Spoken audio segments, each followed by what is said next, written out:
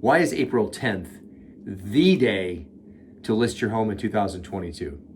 Well, it's not actually the day. Hi, my name is Kevin Yoder, and I'm with Yoder Real Estate. Today I'm going to answer the question which comes up a lot this time of year, which is, when should I list my house? Well, according to an article from Realtor.com, they're suggesting that April 10th, the week of April 10th, not necessarily April 10, is the actual sweet spot to list your home in order to get the most amount of money. So today I'm going to share with you what advantages, according to this article, are coming to light. Now, we kind of talk about this stuff a lot, but I'm going to make sure that I'm super clear on what the advantages are and what the disadvantages of this market that we're in right now today. So let's get started. According to this recent article from Realtor.com, the second week of April, in fact, is this sweet spot, which delivers, they're calling these combined advantages. So what are these advantages that they're referring to?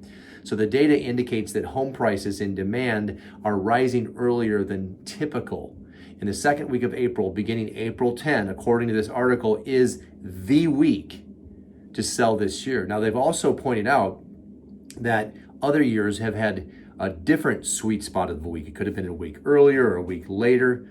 Now, seasonally, I'm going to add something here, is we know that home sellers list in stages. Mostly, of course, people list their homes throughout the year, but we're talking about these swells of inventory increasing. And we hear things like, I'm going to wait until after the new year. So we'll see folks listing their home once the holidays are through.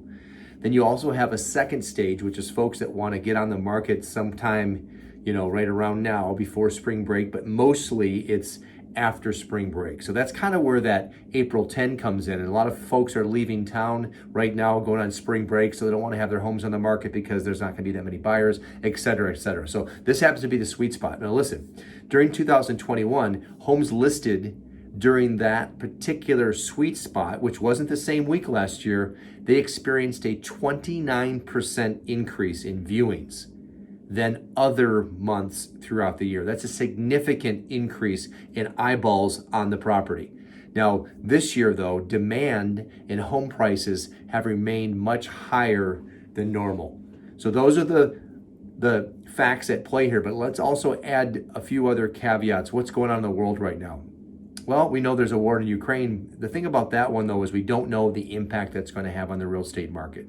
So that's sort of an unknown. But let's talk about inflation. We've experienced, a 7.9% increase. Now that's more than we've seen in the last 40 years.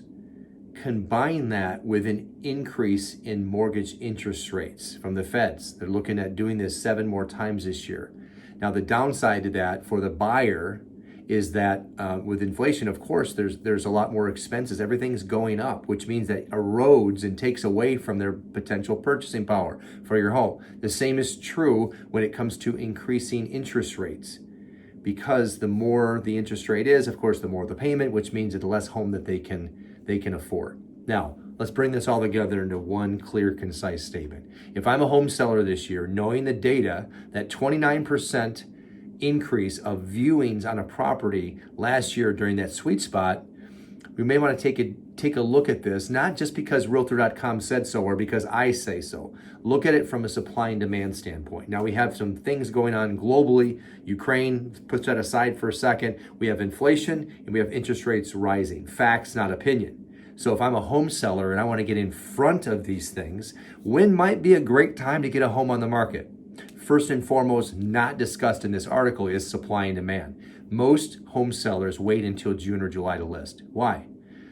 Flowers are in bloom, yards look beautiful, sun is shining, the weather is warm, we feel better about being outdoors.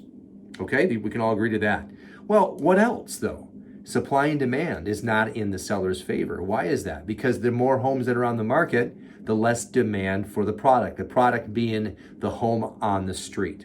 Just like a product on a shelf, the home on a street is going to get less attention.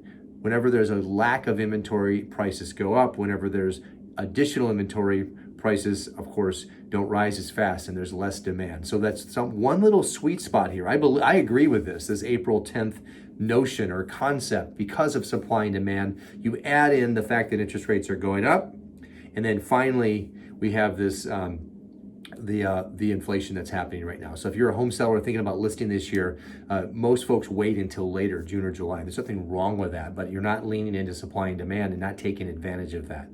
So if you're a seller thinking about selling, you're also probably jumping ahead thinking, let's bridge the gap here between my sell and my buy. One thing that we're doing for home sellers is we are negotiating that they can stay in their homes for up to 90 days after the accepted offer. That gives you, a home seller, all sorts of time to navigate between home A and home B.